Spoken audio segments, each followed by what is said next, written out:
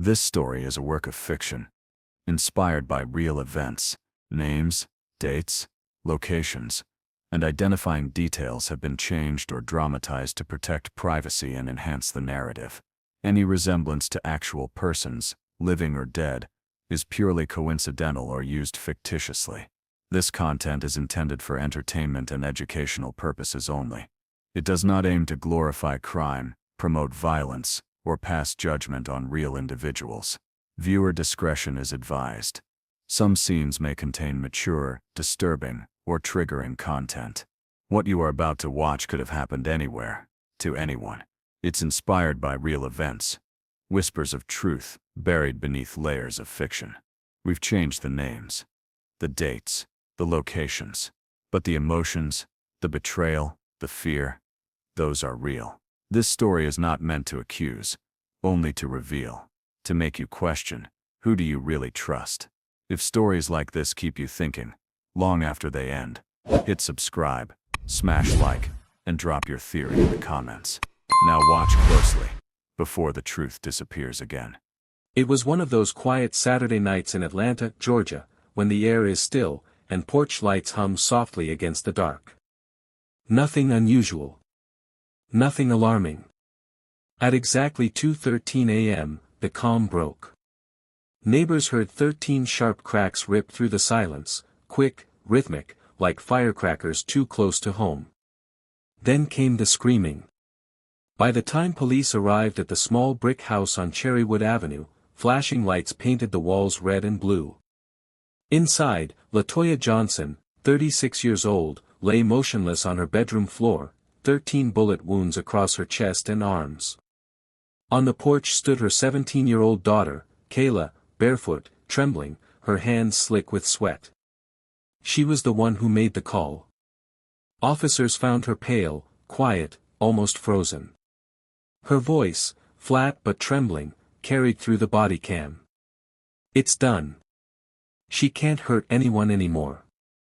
The statement would confuse detectives for weeks. How could a mother, loved, respected, hardworking, ever be seen as someone dangerous? To the neighborhood, the Johnsons had been inseparable. Church on Sundays. Grocery trips every Friday. LaToya worked 2 jobs but never missed a single parent-teacher conference. Kayla was shy, smart, polite, the kind of daughter any mother would be proud of. From the outside, they looked unbreakable. But behind those lilac curtains, love was twisting into something else, something that grew out of silence, shame, and betrayal. A tragedy was forming quietly, almost invisibly, until it exploded in gunfire. This was not a story about a rebellious teen. Nor was it a story about a broken mother. This was the slow collision of trust and guilt, a daughter who lost her innocence and a mother who lost her way. What could drive love to turn into horror inside a home like this? Before the tragedy, the Johnson home was small but full of warmth. LaToya worked 12-hour shifts as a nurse assistant, often coming home exhausted but smiling.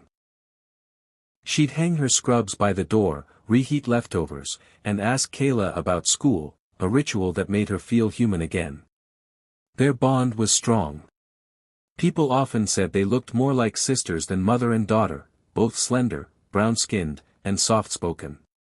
LaToya was strict but loving. Kayla was gentle, quiet, obedient, until around her 16th birthday. That was when distance began to creep in. The laughter at dinner faded. The once open conversations turned to one-word replies. Kayla began wearing headphones at the table. She started sneaking out late at night, whispering on the phone, smiling at messages LaToya couldn't see. At first, LaToya blamed adolescence, mood swings, rebellion, hormones. But mothers sense danger before it arrives. Then came Malik Harris, 19 years old, tall, with a calm smile and a kind of street confidence that drew attention. He had no steady job, no college degree, but he knew what to say and when to say it.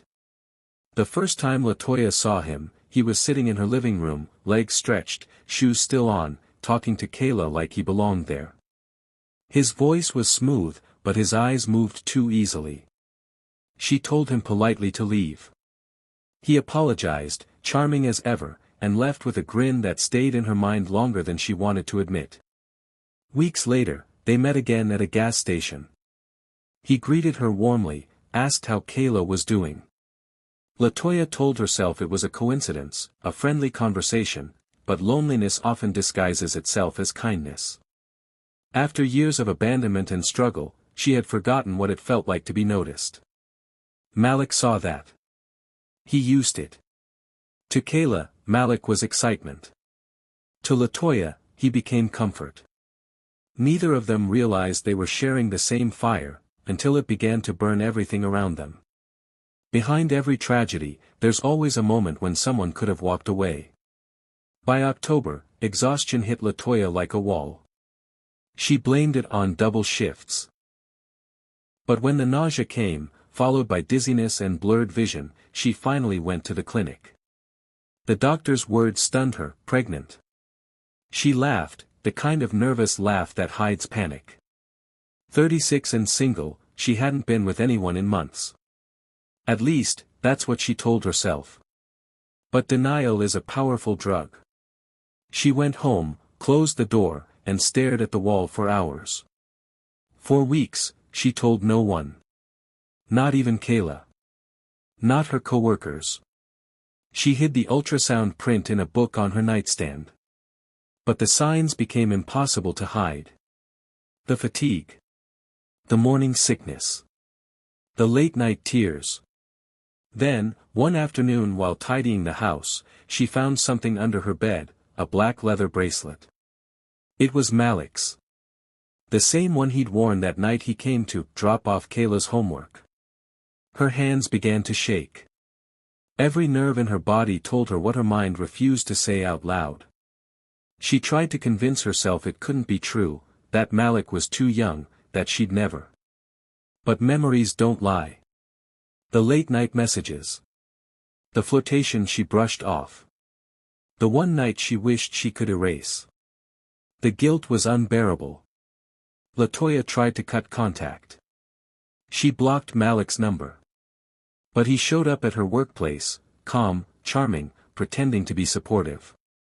When she told him to stay away, he turned cold. "You can't hide this forever," he said, before walking out. For the first time, she saw the danger behind his smile. That night, Kayla noticed her mother crying in the kitchen, the same hour Malik's messages stopped. Something felt wrong. Very wrong. Days later, she would find the truth hidden in plain sight, an ultrasound photo with a date that matched the night she pretended to be asleep while Malik was in their home. The storm had begun. And in Kayla's silence, something darker than grief began to grow. By October 6, the truth had already begun to form, though no one had spoken it aloud. Kayla Johnson noticed her mother changing long before she understood why. The late-night calls, the hidden phone, the sudden morning nausea, they replaced the laughter that once filled their home. One afternoon, while taking out the trash, Kayla saw a medical paper half buried beneath orange peels. She pulled it free. Across the top it read, "Obstetric Ultrasound Report, Belle Johnson." The date matched the same week Malik Harris had stayed late at their house. At first, her body went numb. Denial came easy, there had to be an explanation. But that night, curiosity won. On the family tablet, the Photos app's auto-backup held images her mother thought were gone, including an ultrasound photo time-stamped October 6.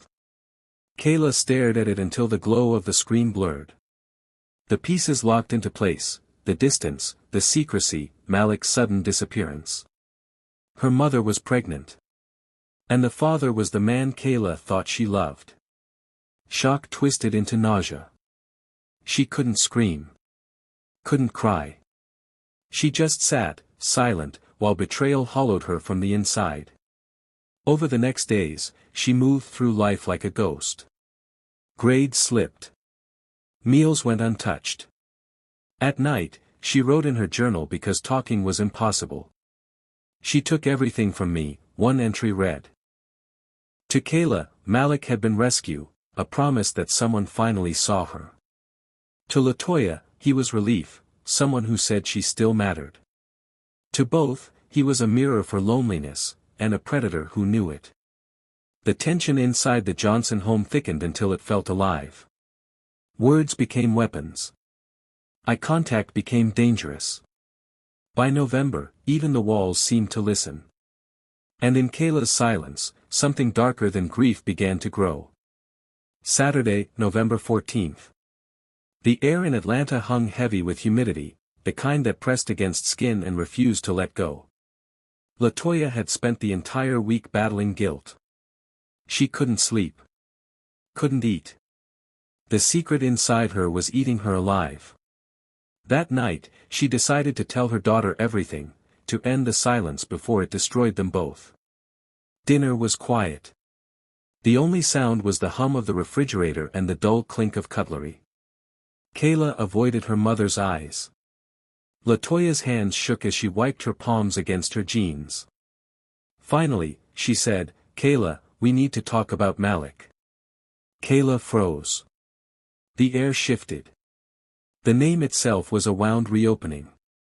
LaToya tried to explain that she'd been lonely, manipulated, unsure of what she was doing. But to Kayla, the words sounded like excuses carved from betrayal. "You were supposed to protect me," Kayla whispered. The argument that followed wasn't loud, but it was sharp, the kind of fight that slices deeper because both sides know exactly where to cut. Glass shattered. A chair scraped.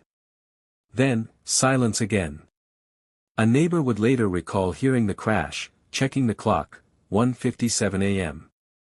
They didn't call the police. It was just another household argument, they thought. At 2:13 a.m., everything changed. Kayla entered her mother's room. LaToya had fallen asleep still wearing her scrubs. Moonlight traced the outline of the nightstand, and the drawer where she kept her pistol. Kayla hesitated. She felt her chest tighten, her breath shallow.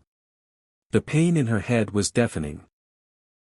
She opened the drawer. Inside lay a mid-size 9mm pistol with a 13-round magazine. Her mother had bought it for protection after a break-in years earlier. Kayla held it with both hands, whispering apologies no one would hear. Then she pulled the trigger. Once. Twice. 13 times. A security camera 3 houses down captured the echoes, 13 audio spikes, nearly equidistant, like a metronome of finality. Inside, brass casings scattered near the doorway. Stippling around the wounds later showed multiple close-range shots. Every chambered round had been fired. When the noise stopped, Kayla dropped the gun. The smell of gunpowder filled the air. Her ears rang, but the house was silent again, silent in a way that felt permanent. Dispatch logs later showed the 911 call came exactly 1 minute later. The operator's voice was calm, rehearsed. "Check for breathing. Begin compressions." Kayla didn't move. She stared at her mother's chest and couldn't lift her hands. By the time police arrived, the glow of sirens reflected off her tear-streaked face. She stepped onto the porch barefoot, trembling, and said quietly, "She can't hurt anyone anymore." The pistol was empty. The home, still. By sunrise, word spread faster than the patrol cars. The neighborhood gathered outside, whispering what no one wanted to believe, that love could turn to violence inside a house they'd all admired. In the days ahead, they would struggle to name what happened, not because it was unthinkable, but because it was too close to the quiet griefs many families carry. When detectives arrived, the smell of gunpowder still lingered in the air. They stepped carefully through the small bedroom, camera flashes bouncing off brass casings scattered like coins beneath the lamplight. The autopsy would later confirm 13 entry wounds, ballistic markings matched every casing to LaToya's registered pistol, a mid-size 9mm with a 13-round magazine. Every round had been fired. Officers swabbed Kayla's hands for gunshot residue testing. The gray flecks shimmered under the forensic light. Her pulse was steady. Her face unreadable. "Do you understand why you're being detained?" an officer asked. She nodded once. Under Georgia law, 17 is considered an adult. The decision to book her required no debate. At the precinct, she sat under fluorescent light, wrapped in a thin blanket. The interrogation room camera captured long minutes of silence. When asked what happened, she whispered, "She took everything from me." Outside, news vans began to gather. The story was impossible to ignore: a daughter, a mother, and a vanished man. By sunrise, Cherrywood Avenue looked like a museum of grief: yellow tape, neighbors in robes, a single stuffed bear placed by the mailbox. The home that once echoed with gospel music was now evidence. When dawn broke, the flashing lights faded, but the questions began, every detail of that night now sealed inside evidence bags. Forensics moved quickly. Ballistics confirmed the weapon, GSR tests were positive. Dispatch logs placed the 911 call 62 seconds after the final shot. Transcripts recorded the dispatcher's repeated cadence: "Check for breathing. Begin compressions." Kayla never moved. Detectives examined the family tablet. In its auto-synced photo folder, they found ultrasound images time-stamped October 6, the same file Kayla had discovered weeks earlier. Phone records revealed Malik Harris had been calling both LaToya and Kayla for months, overlapping text chains, late-night visits, messages that blurred boundaries. A paternity test confirmed the unborn child was his. Police located Malik within 48 hours. He was charged with statutory sexual exploitation and contributing to the delinquency of a minor. His statement was brief. He admitted the relationships but denied manipulation. The evidence said otherwise. The autopsy reinforced the horror. 13 close-range shots, powder tattooing across the skin. The community split apart. Some blamed Malik, others blamed silence itself. At vigils, pastors spoke about temptation, loneliness, and how shame can hollow a home long before a crime does. What investigators saw was simpler: 3 people bound by secrets, undone by silence, and finished by gunfire. A year later, the Fulton County courtroom overflowed. Kayla Johnson stood trial for second-degree murder. Her defense pleaded trauma and emotional collapse. The prosecution called it execution. As the verdict was read, the courtroom held its breath, not in anger, but in grief for what both women had lost. Kayla received 25 years in the Georgia Department of Corrections, eligible for review after 20. Malik Harris received a shorter term for his exploitation charges. Neither looked at the other as the bailiff led them away. Silence closed the courtroom doors. The house on Cherrywood Avenue still stands, windows boarded, grass splitting the driveway. Neighbors say that on quiet nights, gospel music drifts faintly from an old speaker left by the window, playing the songs LaToya once loved. In prison, Kayla writes letters she never sends. "I still hear her heartbeat in the silence," one reads. This story isn't about monsters. It's about ordinary people crushed by secrets they couldn't carry, and how love, when twisted by shame, can echo louder than any gunshot.